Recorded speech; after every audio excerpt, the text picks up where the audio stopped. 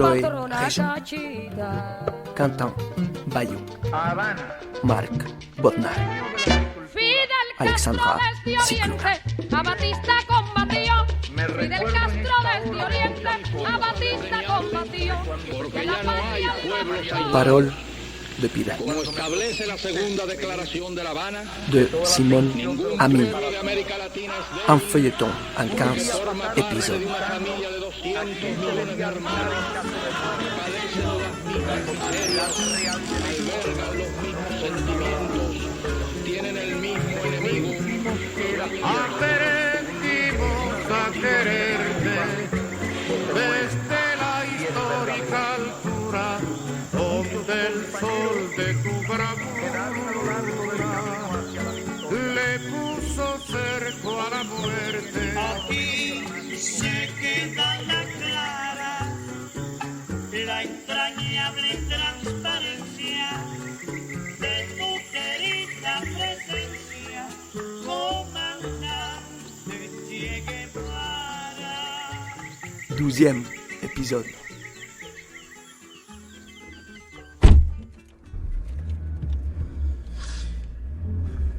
Vous avez un sacré bleu. Mais ça n'est rien. Je vous remercie. Vous auriez dû faire recoudre. La pommette est fendue. Cela vous laissera une marque. Vous n'allez pas louper. Mais personne ne m'a frappé. Excusez-moi, je suis confus. Hein. Il vous a frappé. Non. C'est une manie qu'ils ont. Ben, je vais vous raconter. Ça vous fera rire. Allons-y. Ok. Oui, j'enregistre. Allons-y, j'enregistre. Voilà. J'ai rencontré Roman Duro en janvier 1991. Ouais, c'était 5 ans après son arrestation, hein. Un peu moins de 5 ans après sa condamnation à mort. C'est là, à l'époque, j'avais milité pas mal contre la peine de mort. Ça reste un de mes combats. Alors, je me suis dit, on a un des personnages du film en chair et en os qui est dans le couloir depuis 5 ans. Pourquoi ne pas le voir? Dans le couloir. Eh, yeah, indeed. Ouais, ça a été bien compliqué. Pas tellement l'administration. Ils m'ont accordé l'autorisation de visite assez rapidement. Le cinéma et les pressions des réseaux contre la peine ont ouvert les portes. Le cinéma surtout, pour être honnête. Non, c'est Duro qui a fait traîner les choses. Pardon. Roman Duro. C'est lui qui faisait traîner les choses. Mais moi, j'avais suivi son histoire par la presse à l'époque. Un cambriolage insensé. Insensé à cause des moyens employés. La marina détruite à coups de bazooka pour détourner l'attention. Le bombardier. Oh, ouais. Un B-55 quand même. Qui plonge sur le casino flottant, qui arrache la coque du navire, éventre la salle des coffres et qui repasse pour enlever le magot dans les airs. Ouf. Ouf, un sacré coup destructeur. Donc, arrêtez, un complice liquidé et le dernier qui se fait la malle avec le butin. Étouffé par mon propre foutre, je fus incapable de reconnaître en cette femme et cet enfant ma propre phylogénie. Enfermé dans ma cellule, ce fut à force de contempler mes 2 couilles racornies dans le creux de ma paume que mon cerveau troqua sa cécité séminale contre un aveuglement nourri par la haine.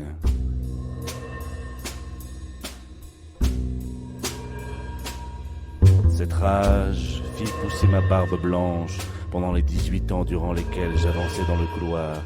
Elle emplit mon crâne, pourtant trop étroit, d'un abîme de réflexion et d'interrogation auquel la simplicité de mes pas, tout tracés, ne m'avait pas préparé. Mes os, Paris et eau, prirent le large, forçant une place qui manquait jusqu'alors. Des organes inconnus germèrent au sein de mes viscères. Lorsque le liquide létal m'eut plongé dans une stase définitive et que le médecin légiste eut pratiqué l'incision verticale, il fut émerveillé de la profusion de ces abattis inattendus. Comme au temps révolu de la phrénologie, il leur attribua des noms d'humeur. L'amativité se levait sous le muscle cardiaque, opalescente et irriguée de fins vaisseaux sanguins. La phylogéniture, tumescente, suppura pendant plusieurs heures. L'habitativité éprouva ses qualités de chirurgien. Des adhérences particulièrement rétives la retenaient prisonnière entre le pancréas et une des anses de l'intestin.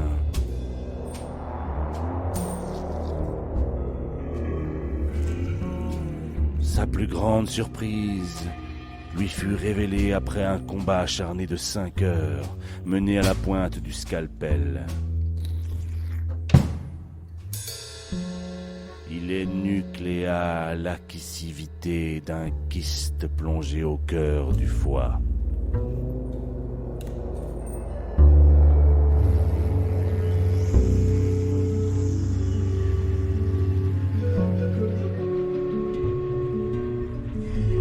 Et là, je me rappelle très bien de notre première entrevue. Les gardiens m'ont fait entrer dans la salle de visite. C'était une petite pièce, vide, peinte en blanc, éclairée par une haute fenêtre. Et au milieu, il y avait une table et 2 chaises vissées au sol. Je suis entré par une porte. Le gardien m'a laissé seul. Je me suis assis à la table et face à la porte par laquelle Pedro devait entrer.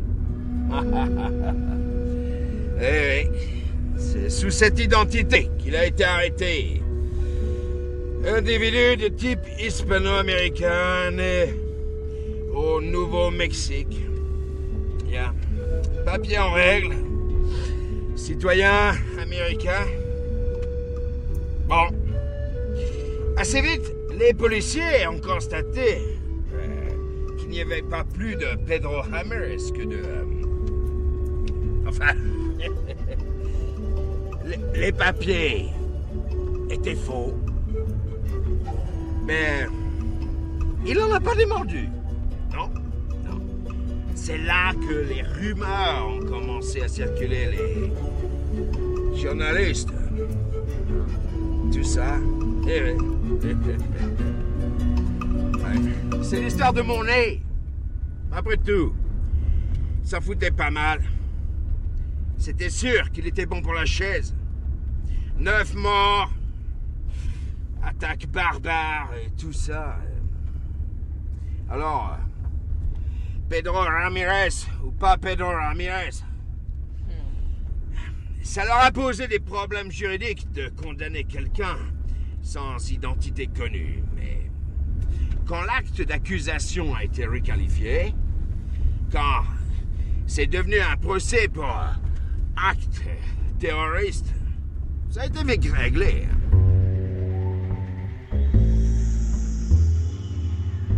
Le méticuleux médecin dénombra 35 organes surnuméraires dans cette carcasse inerte. Mon cadavre l'avait surpris par son imposante taille. Il fut illuminé par les découvertes qu'il fit en son sein. Les 20 heures d'autopsie m'apportèrent les réponses aux interrogations qui m'avaient privé de sommeil pendant mes années de cachot.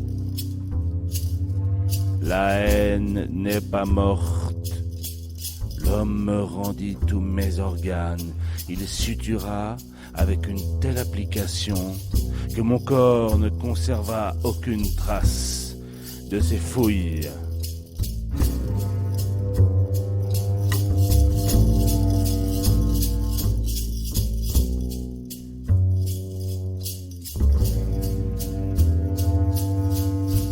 Enfin, mon visage se détendit, abandonnant l'erectus qu'il avait si longtemps déformé, m'offrant une sieste réparatrice amplement méritée.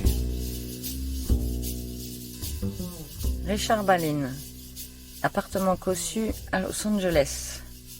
Efficace triple vitrage, à peine si on entendait les rumeurs de la ville.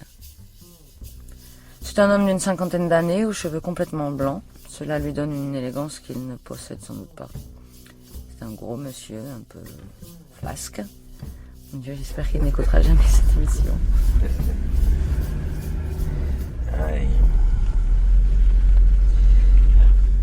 Vous savez, quand on travaille dans le cinéma, on voit beaucoup de choses. Quand on prépare un film, toutes les portes s'ouvrent. On peut pénétrer chez les gens, pénétrer dans le lieu, savoir des secrets qu'il faudrait 1000 vies pour connaître dans le monde réel. Ouais. Même si c'est la vraie vie. On accumule beaucoup d'expérience. Et alors, même si j'avais 30 ans, j'avais vu beaucoup de choses à l'époque. Ben là, j'attendais. Et en fait, j'avais peur.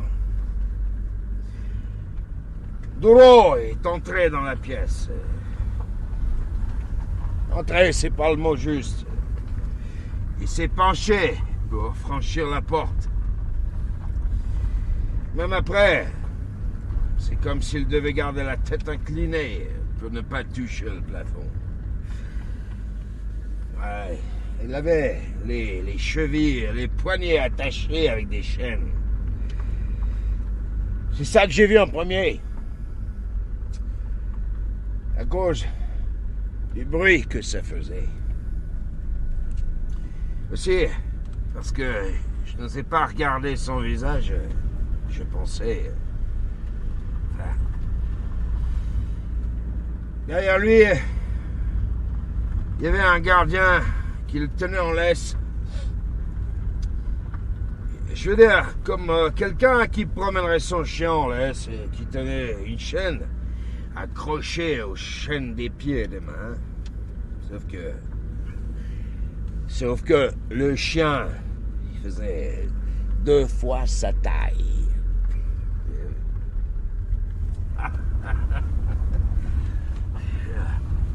Moi, je me suis présenté. Je l'ai remercié de me recevoir. Quand il a ouvert la bouche, ça a été pour me demander la cartouche de cigarette. Il avait une voix assez basse et parlait un anglais impeccable teinté d'un léger accent espagnol. Il a tout de suite ouvert un paquet et il s'est mis à fumer. Comme il parlait toujours pas, je lui ai expliqué le film, le scénario, pourquoi, comment, tout ça. Ouais. Et je lui ai demandé si je pouvais l'enregistrer. Alors il a juste secoué la tête et ça a été une affaire réglée. Oh. Ouais. J'ai laissé le magnétophone dans mon sac. En fait, Ce que je lui disais lui suffisait pas. Il m'a demandé de lui raconter le scénario du film en détail. Et toute l'après-midi, j'ai raconté. Il souriait parfois. Il avait l'air content. Il fumait. Il a sonné pour appeler le gardien.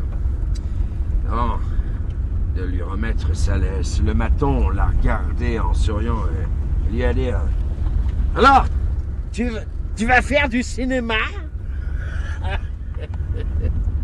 Et moi, je tremblais. Et Duro m'a juste dit de revenir le lendemain. Ça a duré 2 semaines. 12 cartouches de cigarettes. J'en avais mal au doigt de noter toute son histoire, tout ce qu'il m'a dit. Tout ce qui m'a permis de faire ce film. Cet instant de pur bonheur eut une conclusion fâcheuse. Dans le sillage du médecin s'avança un employé de la morgue passablement éméché. Trompé par la sérénité de mes traits autant que par l'art du maître bistouri, il m'adressa un profond salut, vexé de ne point recevoir la juste réponse à sa cérémonieuse salutation. Il prit violemment à partie mon cadavre mort. S'échauffant, un mot en entraînant un autre plus blessant, il sortit une lame et me piqua en plein cœur. C'était lui ou moi. Je suis mort, j'ai 43 ans, les yeux noirs, et je suis prêt à parier que l'éternité n'existe pas. Ceci est le récit apocryphe d'un échec, le récit d'une décomposition pneumène alcaloïde provenant de la décomposition des matières organiques, aussi appelées cadavérines.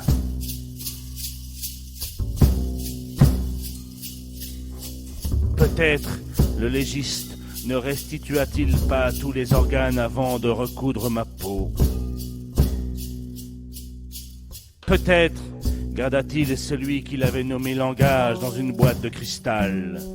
Il vola, celui-là, à défaut de pouvoir s'approprier l'appendice qui avait déjà disparu, éclaté quelques années auparavant, pour avoir stocké une quantité exagéré de gravillons.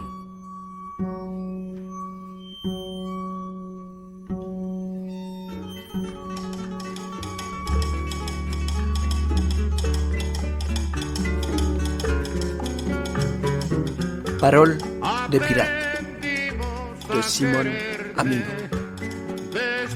Chloé Réjean Loya. Quentin Bayou Eusèbe. Marc Bonnard Roman. Alexandra Cicluna, la journaliste. Et Carolina Pechenet. Luis Martínez Saiz. Brontis Jodorowsky. Hervé Furik. Miglen Mirchev. Musique Jacques Mouniard. Philippe Thibault.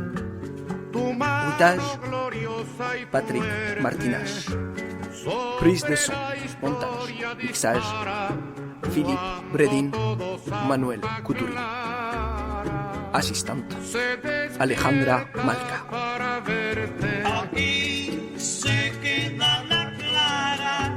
Realización Claude Guerra.